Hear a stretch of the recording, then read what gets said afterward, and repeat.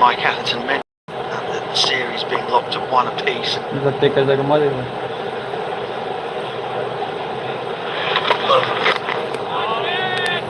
Wanting from a neutral point of view for the two teams to kind of go head to head when they're at their strongest. That's not been the case here. England forced into all of those changes at the Oval. New Zealand similarly so in this one. But New Zealand have had their chances.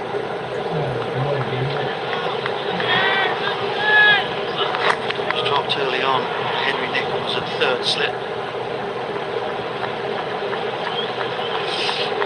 On 8 at the time in this chance. Problem with positioning really more than anything else at first slip off the bowling of Southampton. It's a good stop from the captain. Get a couple of taps from a couple of players on his back. Correction, it's Nichols. And dropped the chance. And that is something again going back to whether England dropped 10. Here on this chance, is it? You're right, the second one. Mitchell was a positioning thing. He did the third man pick someone who was in the wrong position.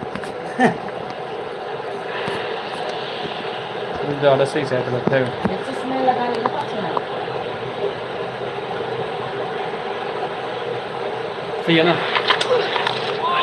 सही है तुमने तो कच लग गई ठीक लग गया है You think he's corrected that slight issue he had? It's crept in.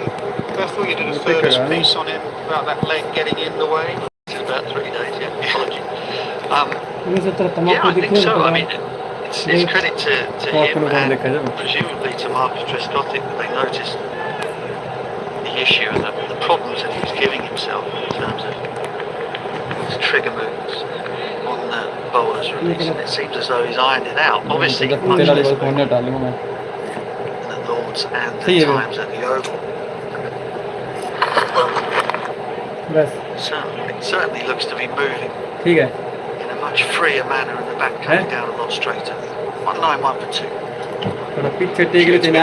It's been a series for that, hasn't it? And you've been excellent picking up, you and Simon, all working hard together. But there was the Conway thing, the very first Test match, and you noticed the timing of his triggers. He changed that. Oh, it was excellent with Latham and that back foot trigger. He talked about it this morning to Simon Dall.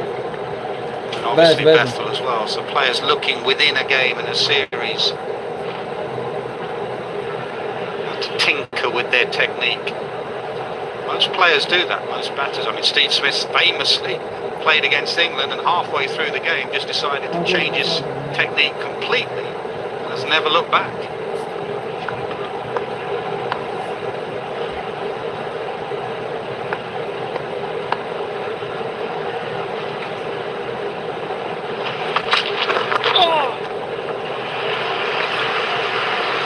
Joe Root's away.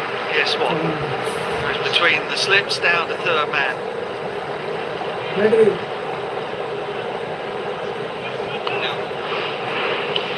Well, Benedict told us last week when he went past 14,000 Test runs that he had something like 3,500 of them behind square on the outside.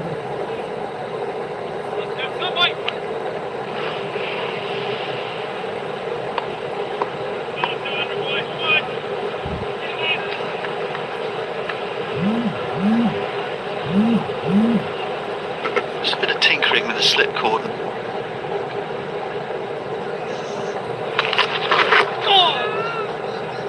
Zealand trying to plug that gap. Anything Joe Root in this series looked vulnerable to the nip back. Matt Henry in particular, with the keeper standing up. What Joe likes to do usually with the keeper back is get out of the crease and get out of the line. With the keeper, the excellent keeper of London up in the stumps, Joe Root has to stay back of it. That just messes with his rhythm of his movements, and the nip backer targeting that front pad is what they're looking for.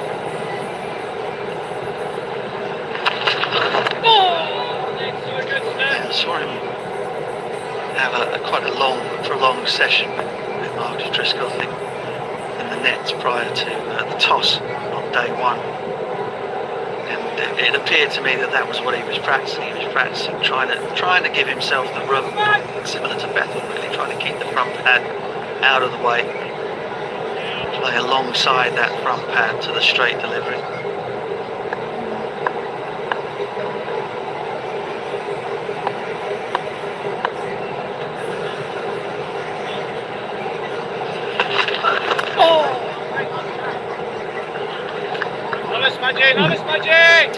Man is in his crease and nipped the ball back in, going back to the open. Matt Henry